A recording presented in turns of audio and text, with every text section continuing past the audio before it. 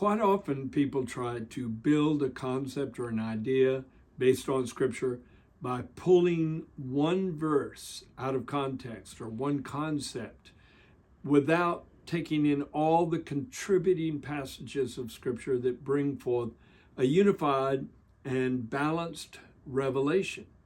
And a good example is somebody came to me not long ago and they said, I'm no longer going to call myself a servant of God. And I kind of looked at them with a surprised look. They said, because now I'm a son of God. And if you're a son of God, you relinquish the position of being a servant of God. You don't fill that role anymore.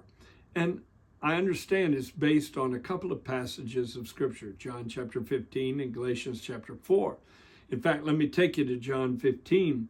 Jesus himself said to his disciples, listen closely now, no longer do I call you servants, for a servant does not know what his master is doing, but I have called you friends, for all things that I have heard from my Father I've made known unto you.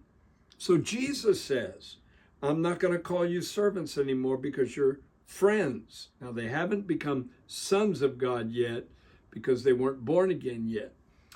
However, 3 or 4 verses later, he starts into an idea where he calls them servants. Listen to it. He talks about how if the world hates you, you know that it hated me before it hated you. If you were of the world would love its own. And then he said, remember the word that I said to you, a servant is not above his master. If they persecuted me, they will persecute you also. So he's confining them in that role again of being servants of God. Well, which is right? They're both right.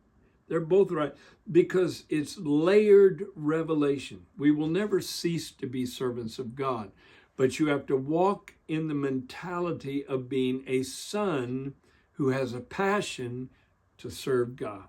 And it blends together into a beautiful whole. But be careful when you find a concept in Scripture to balance it out with all the contributing ideas.